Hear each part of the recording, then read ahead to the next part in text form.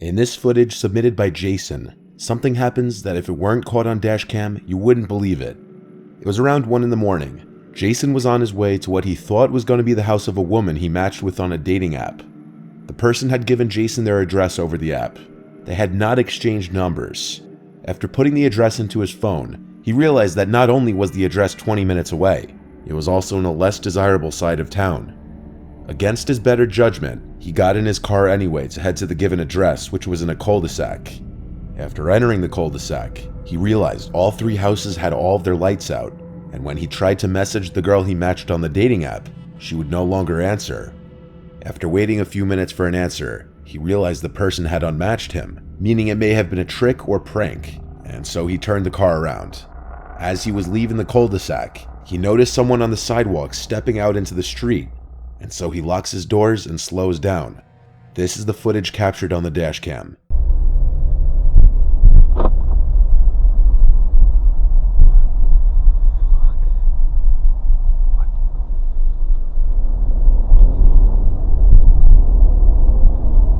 The footage is kind of grainy, so it's hard to make out some of the smaller details. But basically what happened was Jason slowed down as he saw a masked person walking into the middle of the street, immediately knowing something was off because there was nothing across the street except a busy highway. So he locks his door and comes to a stop as the person is directly in front of his car. Then the masked person reaches into his pocket, grabs a handgun that's a little hard to see in the video due to lighting, and starts running towards his driver's side door. Jason immediately steps on the gas and drives past the man, who then tries to open the door, which thankfully was locked mere seconds earlier. It's hard to see unless you pause and zoom in, but the man in the video was wearing a creepy smiling mask. The man didn't fire any rounds, but that's also under the assumption that the gun was even loaded or real. It's not that uncommon to hear about people using fake guns in scenarios like this. What was strange about this was while even though it was in a less desirable end of town, it was still a very residential block right next to a highway, so it was a slightly questionable place to pull this. However, it doesn't take a detective to put the pieces together that this was a setup through the dating app to lure some unsuspecting guy to a dead-end road in order to rob him at gunpoint or worse. According to Jason, the spot in which the man stepped into the street was out of view of any houses as it ran alongside a long fence and bushes. Jason reported the whole incident to the police, including the given address. Jason was accompanied with a police officer to knock on the door of the address in question the next day, and an older woman who claimed to live alone answered the door. She claimed she had nothing to do with it, and that's obviously pretty likely to be the truth, meaning a random person simply chose that address because the street was low-key and hidden, debatably a perfect spot to try and set somebody up. Luckily, Jason didn't decide to stay put and got away without harm, because who knows what could have happened. Before the next clip, I just want to talk about today's sponsor, Aura. I read a lot of horror stories on this channel, but a growing horror story in America that more and more people are falling victim to is identity theft, with there being a new victim every 14 seconds. Identity theft is not a joke, Jim. You may be unpleasantly surprised to learn how easy it is for your information like passwords to be leaked in a data breach, and with this information, hackers and scammers can gain access to a whole lot more of your information. Luckily, Aura provides identity theft protection, fraud monitoring, a VPN, antivirus software, and more all combined into one app, serving as an ideal one-stop shop. I personally have been the victim of data breaches, and because of this, a lot of my accounts have been hacked. The feeling of trying to log into my accounts only to see the passwords had been changed actually made me sick to my stomach. Some of you may even remember my Twitter account was publicly hacked like 6 years ago, and being a YouTuber that keeps most of my info on the more private side, I definitely find myself being a target of these things quite often, and Aura has been a huge help in keeping my information secure, constantly alerting me anytime my passwords are compromised. Right now, if you click the link in the description or go to aura.com/MrNightmare, you'll get a 2-week free trial, no commitment necessary. Aura also offers a 60-day money-back guarantee if you're not satisfied. If you care about your security, I do personally recommend the app. On November 23, 2016, the day before Thanksgiving, a fire began on the Chimney Tops Trail in the Great Smoky Mountains National Park. The fire was sparked by a group of kids playing with matches in the woods, and it was fueled by unusually high winds. Flames erupted in a remote area with steep terrain that made access to the fire difficult for firefighters. Crews spent 3 days working to create a containment area lower down the mountain. Helicopters flew overhead doing bucket drops to attempt to slow the spread of the fire. On the fourth day, winds picked up and the fire spread, but the Gatlinburg fire chief said projections showed no immediate threat to Gatlinburg. Despite the predictions, on Monday, November 28th, dry weather and extreme winds caused the fire to grow rapidly. That evening, wind gusts of up to 87 miles per hour sent embers flying into Gatlinburg, wreaking havoc on the city and surrounding communities. Town officials reported that evacuation alerts were sent out to residents' cell phones, but many residents said they never received any alerts. 14 people were killed and 191 people were injured in the fire. The flames destroyed nearly 2,500 homes and left an estimated $2 billion worth of damages. Resident Michael Luciano recorded his and his stepbrother's horrifying escape down the mountain. During the drive down, just about every single passing cabin is seen engulfed in flames. Oh, shit. God.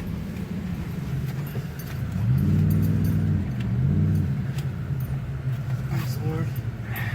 We'll get out of it. Hit the gas. I can't see. You can see.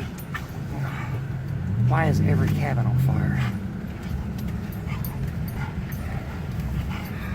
Fuck. I don't know about this. Dude, this started at Natty Branch. We're going the wrong way. What?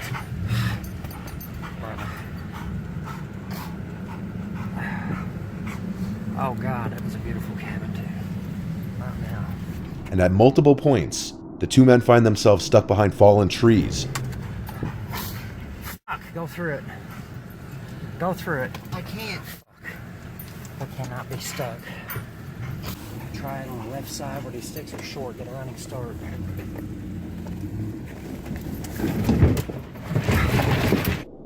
Even at one point getting stuck behind another driver, which happened to be an old man who rolled his window down to tell Michael that he couldn't see. Does this motherfucker want to die here? What the fuck is wrong with you? Go! Get the fuck out of here! The old man ended up pulling to the side and following Michael's taillights down the mountain. At certain points, it seems very likely the men aren't going to make it out alive. But by some stroke of luck, they made it to the containment area with only minor damages to their truck. Their luck didn't just end there though. Their cabin survived the fires with very little damage, despite its close proximity to the surrounding engulfing flames. While this footage can almost make you feel like you're in the truck with them, it obviously can't compare to the actual fear of being in the suffocating heat inside the truck mixed with tension of the life or death situation at hand. In this footage, a young girl who wished to remain nameless, so I'll refer to her as Amanda, was driving home from her boyfriend's house. She had just pulled out of the driveway and started heading down her boyfriend's block when a car in the middle of the road came into view. The car wasn't moving but didn't have its hazards on, so Amanda waited for a few moments until the driver in front of her lowered his window and waved for her to go around him, so she did. Upon passing the car, she quickly realized the car behind her started moving as well, which at first wasn't too weird, but it became clear very soon that the car was following her after it started making the same turns she made.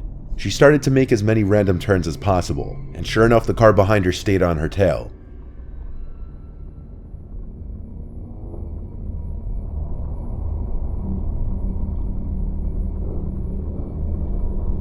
She then calls her boyfriend, which I muted at her request for privacy, and she explained to him that somebody was following her. He reassured her to keep calm and everything would be fine, and to just drive to the nearest police station. So she looked up the nearest police precinct, and when they were only a few blocks away from it, the car behind her turned the opposite way, likely because they knew she was going to the police station. Still on the phone with her boyfriend, she told him the car behind her turned a different direction, so her boyfriend assured her she should be fine to go straight home. Just be cautious. Amanda drove home after this, which was in the same town, so it was unlikely to be a long trip home. She even checked to make sure the coast was clear before parking her car and going inside. But later in the night, she woke up to this.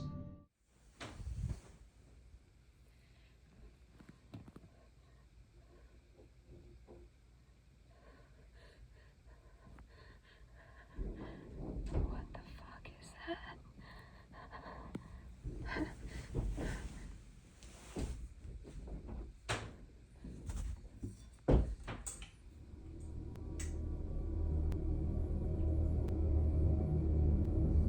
Amanda heard sounds right outside her bedroom window, like someone was trying to lift it open from the outside. Once she turned the lamp on, the noise stopped. She called for her dad when she realized what was happening, and the occurrence was immediately associated with the vehicle that was following her earlier. So the family called the police to file a police report and showed them the dashcam footage of the vehicle following her. The vehicle could be identified as a BMW, and Amanda was asked if she knew anyone who owned a BMW that might want to hurt her. The only person she could think of was a guy named Christopher Crea, somebody who she blocked on social media for obsessive harassment, who happened to drive a black BMW. These were the last texts Christopher had sent to Amanda before she blocked him. Christopher happened to know Amanda's boyfriend personally through mutual friends, and through those connections, he knew where he lived, so the idea that this Christopher guy waited outside Amanda's boyfriend's house suddenly became a possibility. As an idle threat, Amanda's boyfriend sent an Instagram DM to Christopher that she was filing for a restraining order if he bothered her again, but his response was him acting confused and claiming he hadn't bothered her.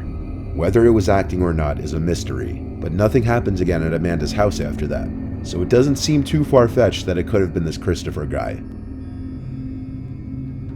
The following dashcam footage was taken in the vehicle of Uber driver Christina Spikuza, and I want to warn you, while there is no actual graphic footage shown, the story behind it is upsetting. 38-year-old mother of four Christina Spikuza was doing some night drives on February 10th, 2022, when 22-year-old Calvin Crew used his girlfriend's phone to order an Uber. Christina accepted the ride and picked Calvin up. He gets into the car in a sketchy mask covering his entire face except for his glowing eyes. She greets him by asking for Tanea and how are you today, but he doesn't answer either question, or if he did, it was likely an inaudible grunt. Hi, for Tanea. How are you today? Christina was extremely polite to Calvin, even asking how his day was going a few minutes in. Did you have a good day today? Calvin is seen turning to check if the coast was clear, and then lifting his mask up slightly before pulling a gun on Christina and threatening her. I'm sorry? Keep driving. You've got to be joking. Keep driving. What are you doing? This is a gun. Keep driving. No, it's not. Stop. Come on, man. I got a family. What are you I got doing? a family too. Now drive. What are you doing? Drive. Please stop. Drive the car, miss. Why Just are you drive. doing Don't this? Don't make this so noticeable. Just drive. Why are you doing this? Drive the car. To where? Complete the trip. I cannot do that. Complete the trip. Why are you doing this? Complete the trip. Please? He tells her to cancel the ride so that it could no longer be tracked. Not long after, he grabs her phone to gain access to her banking apps to transfer money to his girlfriend's Get phone. off of me. Please. No, no. Keep driving. Before grabbing the dashcam and throwing it out the window, he tells her that everything will be okay if she does what he says. Do what I say and everything will be alright. But that later proved to be a lie. Christina's body was discovered by an Amazon driver 2 days later, lying in the woods 50 feet off the road, with a single gunshot wound to the head. Detectives found Christina's dashboard camera along the route of her last Uber ride, and the footage provided all the evidence necessary to prosecute Calvin for her murder. Prosecutors are currently seeking the death penalty for Calvin.